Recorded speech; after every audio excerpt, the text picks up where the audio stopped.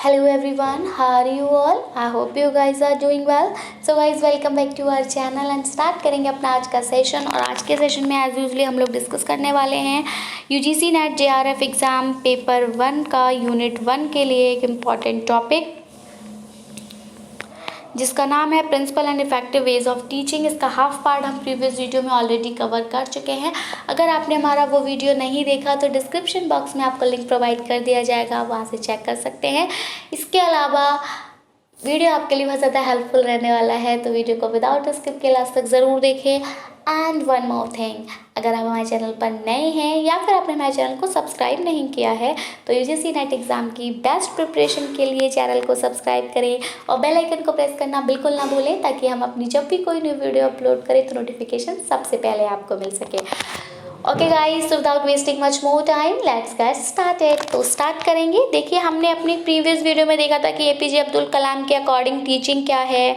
ठीक है, हमने टीचिंग बेसिकली होता क्या है, क्या वेज हैं इफ़ेक्टिव टीचिंग की जिससे कि हम शिक्षण को बेहतर बना सकते हैं, इसके कुछ पॉइंट्स डिस्कस किए थे और कुछ पॉइंट डिस्कस करना रह गए थे। तो हमने यहाँ तक अपना प्रीवियस वीडियो में कवर किया था। अब हम यहाँ से अपना सेशन स्टार्ट करेंगे। तो चलिए, तो यहाँ पर हमारा जो फर्स्ट पॉइंट है इफेक्टिव वे ऑफ टीचिंग के अंतर्गत ही आ रहा है और यहाँ पर बोला जा रहा है the teacher should help to transform the knowledge that is not clear into clear to clarify the doubts of student. अब टीचर एक और काम करता है, मतलब टीचर को एक और काम करना चाहिए बेहतर शिक्षण के लिए, बेहतर टीचिंग के लिए क्या करना चाहिए, तो उनको ट्रांसफॉर्म कर देना चाहिए नॉलेज को। जो बच्चे को क्लियर नहीं हुई उस नॉलेज को किसमें बदल देना चाहिए, क्लियर डाउट्स पे, मतलब क्लेरिफाइड हो जाए उनके डाउट। जहाँ उनको प्रॉब्लम आ रही है उसको बिल्कुल क्लियर कर दीजिए, लॉट्स ऑफ एग्जांपल्स देके, उनको उनकी रियल लाइफ से कनेक्ट करके। ठीक है, एज मच एज पॉसिबल आप उसको कितना इजी कर सकते हैं स्टूडेंट के लिए, उन सारे तरीकों को अपना कर आप उस डाउट को बिल्कुल क्लियर कर दें। ठीक है, तो शिक्षक को छात्रों की शंकाओं को दूर करने के लिए उस ज्ञान को स्पष्ट में बदलने में मदद करनी चाहिए जो कि स्पष्ट नहीं था। To better understand and clarify the student about any given topic, a teacher should divide the problem into its constituent parts, analysis, and move towards connecting those parts, synthesis.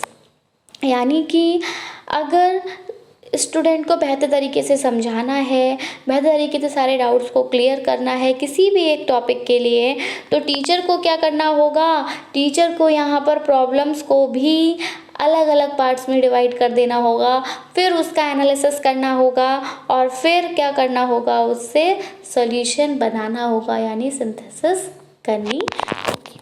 तो किसी भी विषय के बारे में छात्रों को बेहतर ढंग से समझने और स्पष्ट करने के लिए एक शिक्षक को समस्याओं को उसके घटक भागों विश्लेषण में विभाजित करना चाहिए और उन भागों संश्लेषण को जोड़ने की दिशा में आगे बढ़ना चाहिए।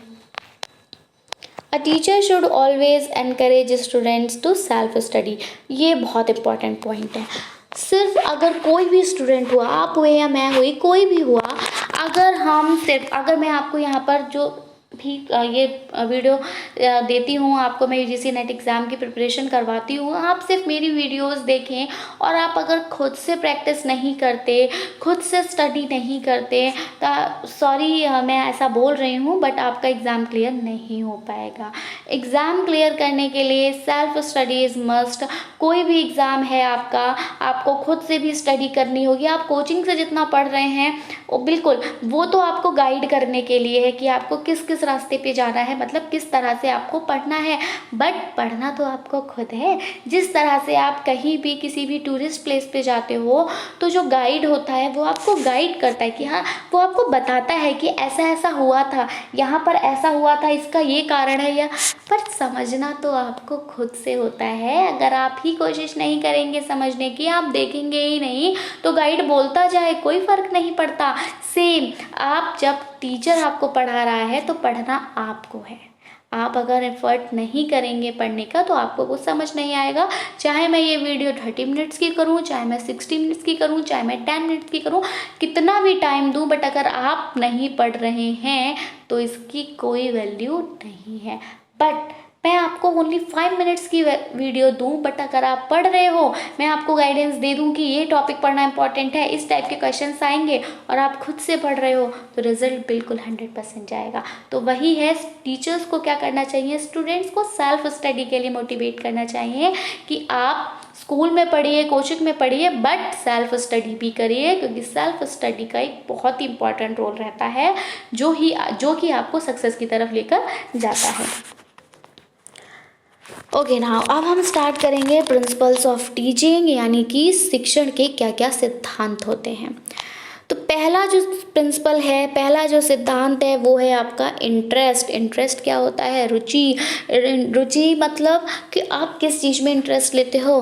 जैसे कि अगर हम बात करें स्टूडेंट्स की, तो किस में इंटरेस्ट रहता है उनको, वाइल जब क्लास उनकी टीच की जा रही होती है, जब उनकी क्लासेस चल रही होती है, उस टाइम किस चीज़ में इंटरेस्ट रहता है उनको, टॉकिंग में, यस और नो, यस।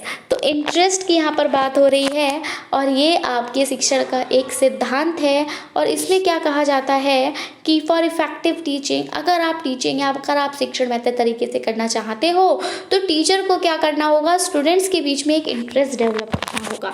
अगर ये मैं आपको काफ़ी बार बता चुकी हूँ कि टीचिंग के लिए एक प्रॉपर एनवायरनमेंट होना चाहिए।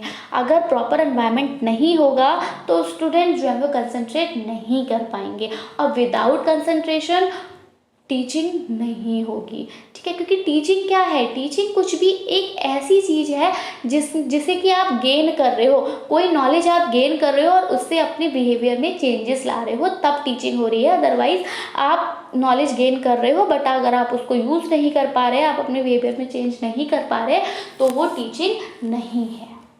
क्लियर।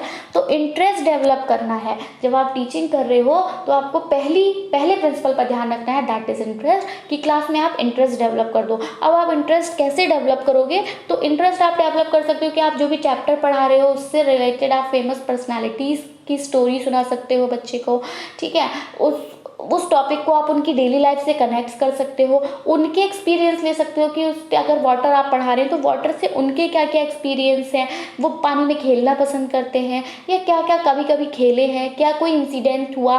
तो इस तरह से आप बच्चे को क्या करिए, पहले उस पर इंटरेस्ट डेवलप करिए कि वो पढ़ने के लिए जो हो वो क्या रुचि ले, उसे लगे कि जो आप पढ़ाने वाले तो बोरिंग नहीं रहने वाला। तो पहले स्टूडेंट को क्या कर लीजिए, एक्टिव कर लीजिए, ताकि उनमें इंटरेस्ट डेवलप हो जाए। क्योंकि अगर वो पैसिव लर्नर रहेंगे, आप क्लास में पहुँचे, आपने बोर्ड पर मार्क किया ओके आज हम ये पढ़ेंगे, और आप स्टार्ट हो गए बिना उनसे कोई क्वेश्चन किए, तो जब वो एक्टिव नहीं हुए तो उनको कुछ समझ में नहीं आएगा और आपकी जो टीचिंग है वो भी व्यर्थ जाएगी। तो आपको सबसे पहले क्या करना है, स्टूडेंट में इंटरेस्ट को डेवलप करना है।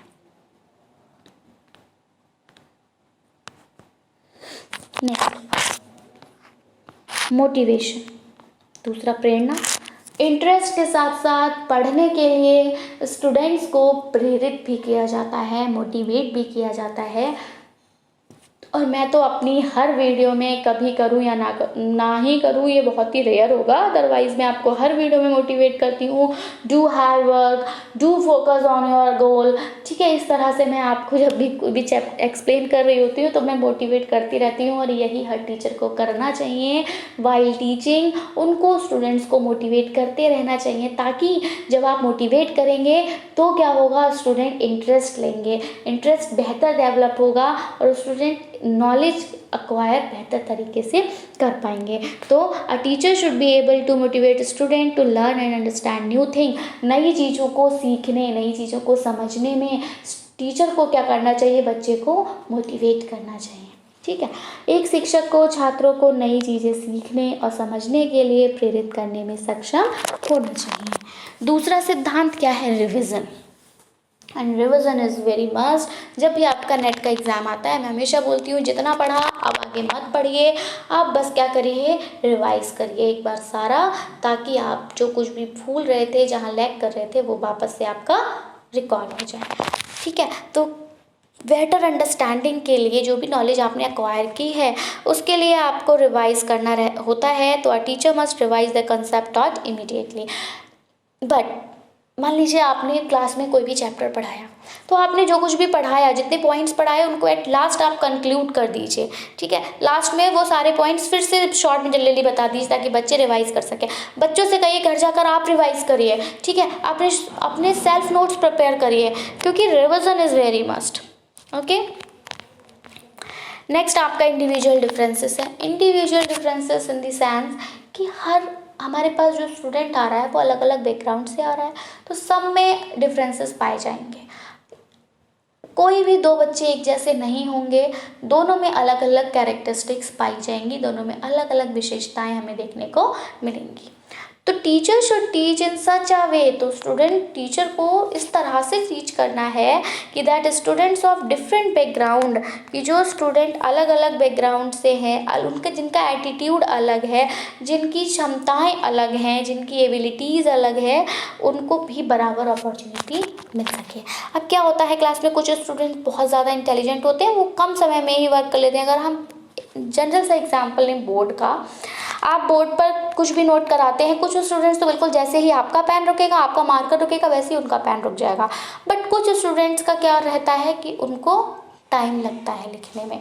तो उस केस में आपको क्या करना है कि ये ध्यान रखना है कि हमारे क्लास में कितने स्टूडेंट्स हैं जो फास्ट लिखते हैं और कितने स्टूडेंट्स हैं जो थोड़ा स्लो लिखते हैं। तो क्या करना है, उन दोनों को, किसी का भी लॉस ना हो, दोनों को एंगेज करते हुए आपको चलना है कि आप जब लिख रहे हैं तो बीच में थोड़ी देर रुक जाइए, ठीक है। स्टूडेंट आपके साथ ही आप लिख रहे हो, आपने लिखा, एक स्टूडेंट ने आपके साथ ही ख़त्म कर दिया, आप वहीं पर थोड़ा सा उसको एक्सप्लेन करने लगो, तो जिस स्टूडेंट ने लिख लिया वो आपको सुन लेगा, और जो बाकी स्टूडेंट होंगे वो अपने लिखने में, क्योंकि उन्हें लगेगा मैम बोर्ड रख कर देंगी तो हम जो बोर्ड पे लिखा है वो लिखें, कान से तो सुना ही आ रहा है, वो ऐसा सोचते हैं। तो आप कोई ऐसी चीज़ एक्सप्लेन करिए जो कि अगर वो बच्चे ना सुन पाए तो उनका लॉस ना हो, ठीक है। लेकिन जो बच्चे बैठे हैं उनको भी ये नहीं लगना चाहिए कि हमें कुछ नहीं पढ़ाया जा रहा, वो ऐसा होना चाहिए कंसेप्ट कि उन्हें कुछ सीखने को मिले, ऐसा ना हो कि उनके भी कुछ यूज़ का ना हो।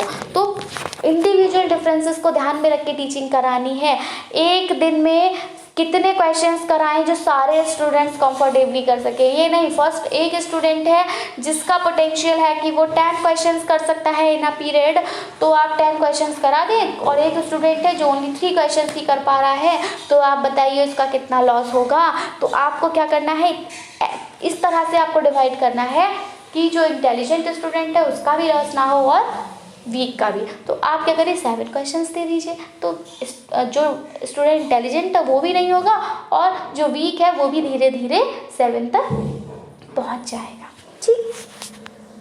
तो व्यक्तिगत भिन्नताएं शिक्षक को इस तरह से पढ़ाना चाहिए कि विभिन्न पृष्ठभूमि, दृष्टिकोण, क्षमता और क्षमताओं वाले छात्रों को जो समान अवसर मिल सके। नेक्स्ट है एक्टिविटी कराना टाइम टू टाइम। एक्टिविटी में आपको काफ़ी बता चुकी हूँ कि बच्चे अगर खुद से करते हैं तो बेहतर तरीके से सीखते हैं। तो for better retention and understanding a teacher should involve students in learning through activity के थ्रू स्टूडेंट्स को लर्निंग करानी चाहिए ताकि वो क्या हो, खुद को इंगेज करें एक्टिविटीज़ में और बेहतर तरीके से सीख सकें, समझ सकें। बेहतर अवधारण और समझ के लिए एक शिक्षक को छात्रों की गतिविधि के माध्यम से सीखने में शामिल करना चाहिए। नेक्स्ट है आपका डेफिनेट एम। अब एक लक्ष्य भी होना चाहिए, ये नहीं कि पढ़े जा रहे हैं कोई लक्ष्य ही नहीं है तो किधर जाएंगे। आप रास्ते में चले जा रहे हो, एक ऑटो में बैठ गए और बोले भैया चलो, वो पूछेगा ना कि कहाँ जाना है, आप उससे कह रहे हो नहीं नहीं चलो चलो आप चलो, तो ऐसे कैसे किधर को चलेगा वो, उसको समझ में नहीं आएगा कि टर्न आ गया, किधर टर्न हो, क्योंकि आप पता ही नहीं है किधर जाना है, ठीक है। तो same thing happens with the student also. उसका लक्ष्य होना चाहिए कि उसको किस दिशा में जाना है, उस अकॉर्डिंग उसको अपनी प्रिपरेशन करनी होती है। तो टीचर को ध्यान रखना चाहिए कि स्टूडेंट क्या करे, अपना गोल जो है वो सेट करें। To make learning focus, learning को फोकस बनाने के लिए, टीचिंग को एक प्लान वे में कराने के लिए, टीचिंग मेथड्स के साथ, टीचिंग उद्देश्यों के साथ, teacher must make definite aim. Teacher को एक लक्ष्य बनाना चाहिए बिफोर द क्लास से पहले। जो लेसन प्लान आप लोग प्रिपेयर करते हो वो यहाँ पर डेफिनेट गोल के लिए है कि कैसे कैसे जाना है, कहाँ से शुरुआत करनी है, कहाँ पर ख़त्म करना है, कहाँ बच्चों से क्वेश्चन पूछने हैं, कहाँ बच्चों से कहना है कि अब आप अपने डाउट्स क्लियर करिए, इस तरह से आप अपना लेसन प्लान पहले से प्रिपेयर कर लीजिए क्लास में जाने से पहले। This will make student more curious and interested in learning. इससे बच्चा जो होगा वो लर्निंग में इंटरेस्ट लेगा और जिज्ञासु होगा। तो निश्चित उद्देश्य यहाँ पर देखेंगे शिक्षण विधियों एवं लक्ष्य के साथ साथ शिक्षण को केंद्रित बनाने एवं योजनाबद्ध तरीके से शिक्षण करने के लिए शिक्षक को कक्षा से पहले निश्चित लक्ष्य बनाना चाहिए। इससे छात्र सीखने में अधिक जिज्ञासु और रुचि लेंगे। नेक्स्ट है आपका डिवीज़न टू मेक। आप वही आपको विभाजन करना है, ठीक है। तो to make learning easier, learning को ईजी बनाने के लिए आपको सब्जेक्ट का जो भी मैटर है उसको यूनिट्स में, चैप्टर्स में क्या कर देना है, डिवाइड कर देना है, ताकि स्टूडेंट जो हो वो बेहतर तरीके से सीख पाए। अब ये नहीं आपने चैप्टर दे, ठीक है 10 चैप्टर्स आएंगे 2 मंथ्स ओनली, तो वो नहीं पढ़ पाएगा, घास काटेगा, ठीक है। आप 2 चैप्टर्स दीजिए 2 मंथ्स में, 1 मंथ में 1 चैप्टर कंप्लीट करेगा, बेहतर तरीके से सीख पाएगा। तो उस तरह से आप क्या करिए, डिवाइड करिए चैप्टर को। डेमोक्रेट हिंदी में देखना है। सीखने को आसान बनाने के लिए विषय वस्तु को इकाइयों में विभाजित किया जाना चाहिए और इकाइयों के बीच संबंध होना चाहिए। ये नहीं कि